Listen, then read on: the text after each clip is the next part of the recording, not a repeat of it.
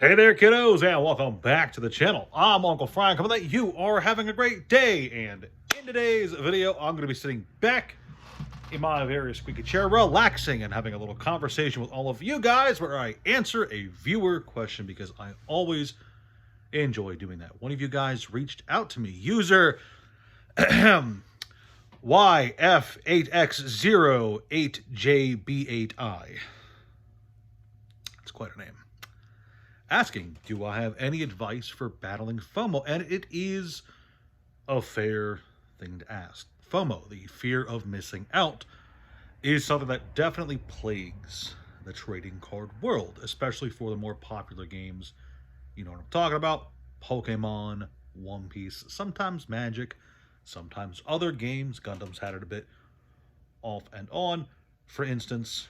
And, some people can feel like their entire hobby is upended when enough people get absolutely feral about a given set or a given game entirely. Some people can feel alienated from a game that they greatly enjoy. FOMO can be a good and a bad thing, depending on the particular angle with which you look at a given game. If you are a store, if you're a buyer, a seller, a vendor, whatever, FOMO is amazing, especially if it's happened after you've already gotten your position in, right? You buy a bunch of stuff for dirt cheap, and all of a sudden it's worth 3 times what it was a month ago, and lo and behold, you have a lot to gain. But you inverse that. You look at the collectors, the players, the fans of the game who just want to enjoy the stuff that they like, and they can feel suddenly priced out of the game that they enjoy, the collectible that they're there to have fun with. And so in this video, I'm going to answer this question by giving three kind of different angles of attack for this battle, because the battle against FOMO is, I guess, what this video is going to be called. And there's 3 kind of strategies you can keep in mind when it comes to your favorite games, your favorite collectibles. And with each of these strategies, I'm going to be using little examples with my 2 assistants, Claude and Pinchers, my favorite Beanie Babies. I love these little guys because they have claws. Pinch, pinch. So, this is not going to be a serious hardcore breakdown, but like I said, these are just things to keep in mind, especially whenever the card game you're particularly interested in suddenly has an influx of investors. So, with all that being said, let's begin with the first one. Be intelligent. Have a plan.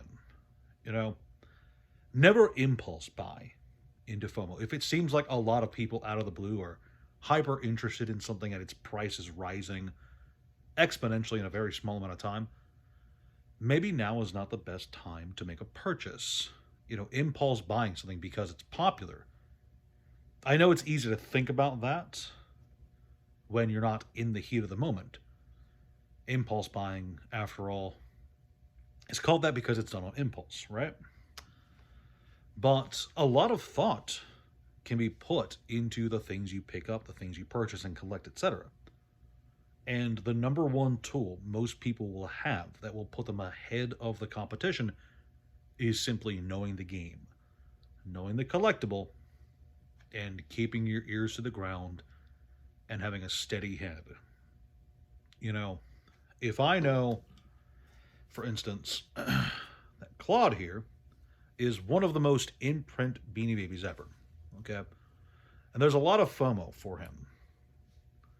There's certainly an influx of people buying all the Claude Beanie Babies.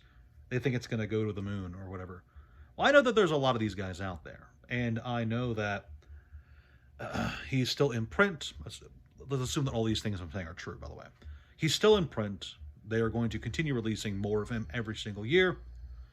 A huge batch when they get dumped. And I know that this FOMO period is not going to last forever. People are going to buy him, sell him up, and then sooner or later, I do believe that because they keep printing more and more of these guys, releasing more and more to the market, his price is eventually going to come down. So I'm just going to be patient.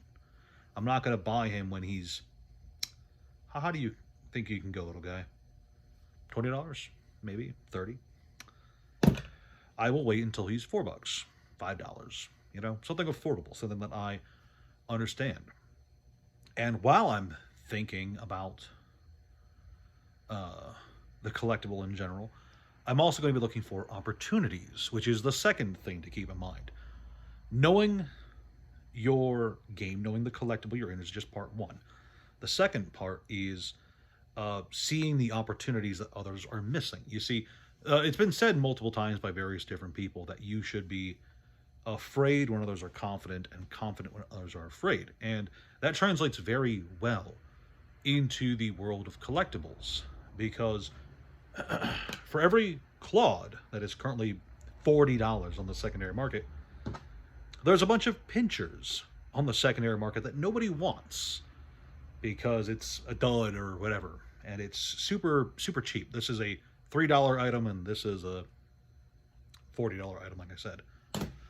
But because I have done my research, because I know the collectibles world well, I know that compared to Claude, pinchers is quite rare, quite scarce, because they haven't made any of these guys in 5 years, let's say. 3 years, let's say 3 years. You know, that's a good cutoff point for a lot of the TCG world. You know, there are there's a lot fewer pinchers out there on the market, and because the FOMO, the hype hasn't reached them, they're still very affordable. And I have an affinity for both because of the trait they both share, little claws. So I see two items that I want, and I recognize that one is rarer and cheaper than the other.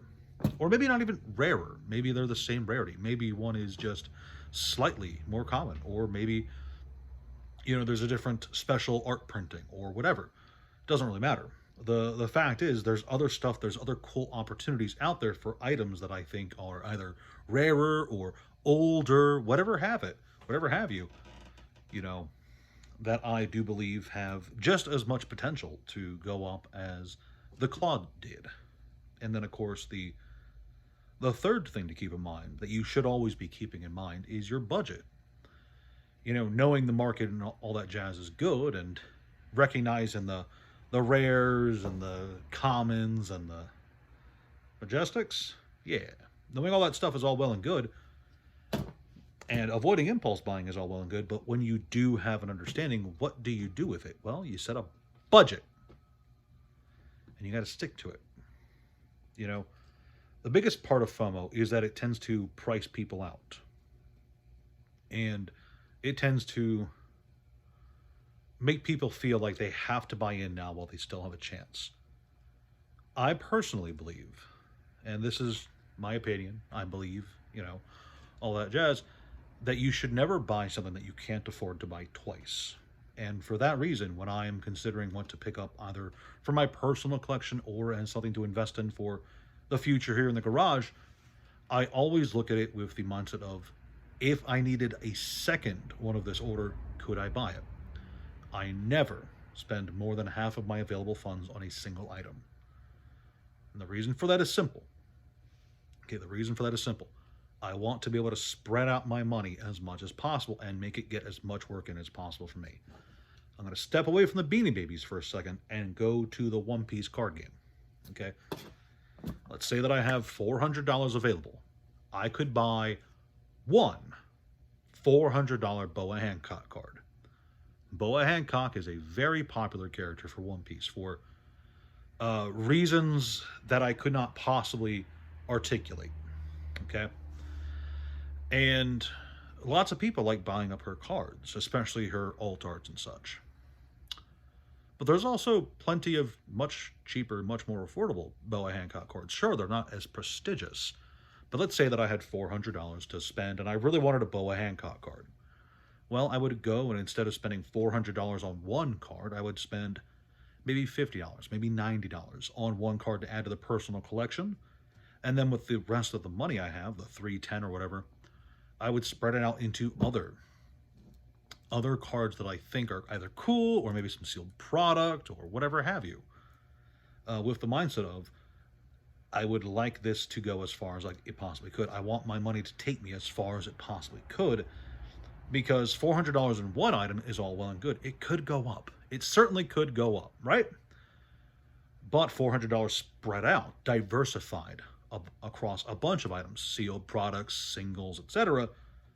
Well, the potential there is much higher. Sure, maybe the $400 card skyrockets at a rate that's never matched by the diversified group of cards. That could happen. Or the inverse could be true, and the $400 card only goes up a little bit. Much the same way with keeping in mind the opportunities that are available to you. You have to give yourself the opportunity by budgeting correctly. Money wasted now on a single item is money that you can't spend on a variety of goods later on down the road, especially if you tie that money up in one item. The other part of buying multiple different cards, products, whatever, is that if you have it kind of spread out around a bunch of goods, you can get rid of some of the stuff that you don't necessarily like as much when the time comes that you have a purchase that you do really want. You know, the limited edition gold Claude is coming, and I need to get rid of all of these guys to make room for him, right?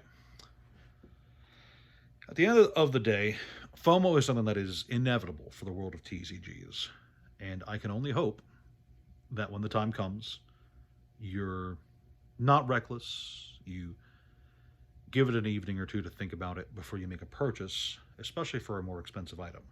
And always remember, it does not matter what the game is, it does not matter what the collectible is. There will always be a cheaper alternative that is just as good. I know that it's easy to say, oh well, but the special rares, the illustration rares, those are the big stuff. But there's also, doesn't matter what the card game is, there's tournament promos, there's special release promos that are old, quite rare. For Magic the Gathering, there's a bunch of old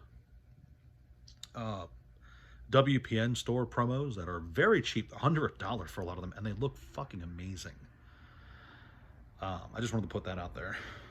You know, there's a lot of really cool stuff out there, and allowing yourself to be blinded by what's popular and what's hot is a quick way to find yourself with a very small, perhaps very valuable collection, but a very small collection that could alternatively have been spread out, well,